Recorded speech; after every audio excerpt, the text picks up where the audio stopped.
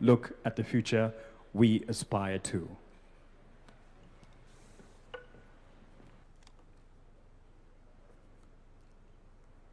Thank you very much for giving me this opportunity to discuss a very important subject. Your Excellency, the President of the Republic of Kenya, Dr. William Samoei Ruto, Your Excellency, the Deputy President, Excellencies, Governors, distinguished Cabinet Secretaries, Members of Parliament, representatives of the private sector, academia, faith-based organizations, and civil society, distinguished guests, our dear friend, Dr. Hino, Professor Hino, who has been with us for a week now and who knows Kenya very well and has been working with us very closely on visioning the development of Kenya. Thank you very much, Prof, for coming. We gather here today for an extremely important occasion in national duty. We are here to begin a national conversation on Kenya's development goals for the next few decades. Collectively, here and in all parts of this country, in the days to come, we want to build for the future. To build for the future, we must have a clear view of the future that we desire and commit ourselves to building it, block by block, until we achieve it. Many of us here today in this audience are perhaps asking themselves why this conversation is necessary at this time. Why now?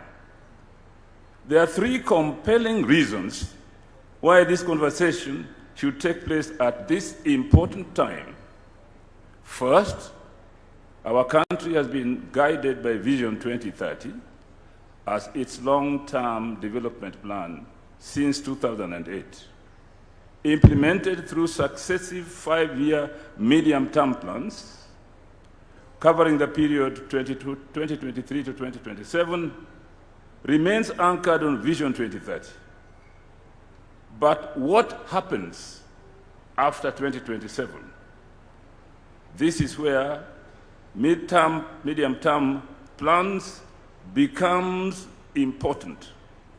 If Kenya simply develops another 5-year plan without first agreeing on the country's long-term destination beyond 2030, our planning process risks becoming another cycle of programs and projects without a sufficiently clear national direction.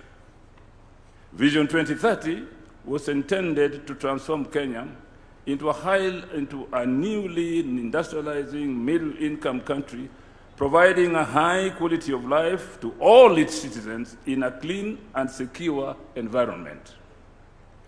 With 2030 now just around the corner, it is necessary to take stock of how far we have so far come. Some of the challenges that Vision 2030 was designed to address have been substantially addressed, while others remain unresolved or become more complex. At the same time, Kenya now faces new challenges that were largely non-existent when the vision was conceived. In a global and regional environment that has changed fundamentally since the vision was unveiled more than 2 decades ago. It is therefore necessary to begin planning for the period beyond 2030 and allow sufficient time to formulate our new long-term development goals through an inclusive, consultative, and participatory process in keeping with the Constitution requirement for meaningful public participation. Secondly, the context in which Kenya operates, both domestically and within the regional and global arena, has changed significantly since the implementation of Vision 2030 began in 2022. Kenya now has a younger and increasingly urbanized population, creating growing demand for infrastructure, energy, housing, and social amenities. Regionally and across the continent, Kenya also faces increased competition, including from neighboring East African community countries, as nations pursue greater economic, infrastructural, and technological competition. The global competitive environment is therefore far more intense than it was in Vision 2030, when Vision 2030 was launched. Kenya cannot afford complacency.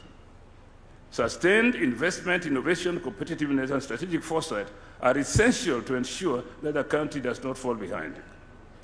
Globally, we are faced with new realities in economic and political fragmentation of the multilateral system established after the Second World War.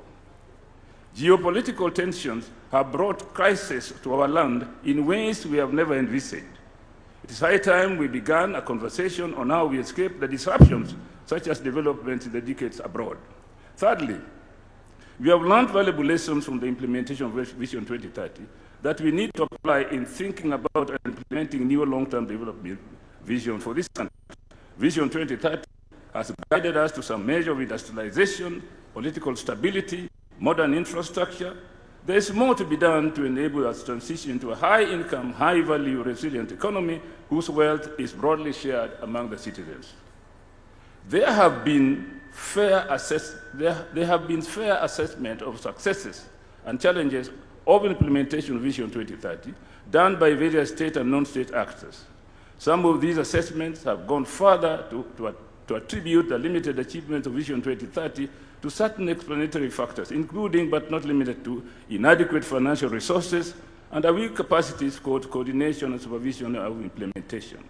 We will hear more of these perspectives in the course of this day and in future conversations.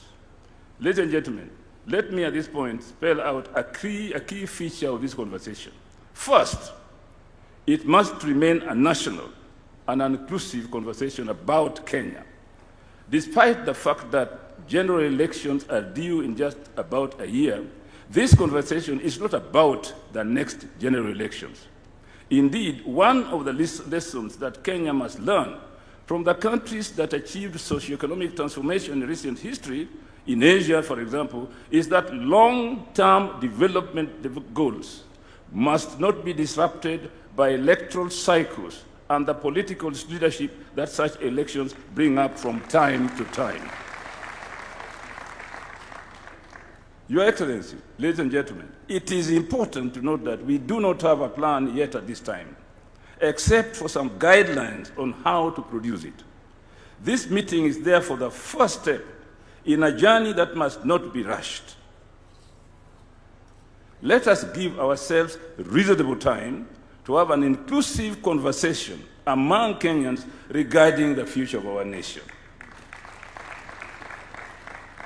Let us join this national conversation with open minds and a shared sense of purpose to imagine and craft our collective future as one Kenyan people and build consensus on how best to achieve our national goals for shared prosperity. Thank you very much.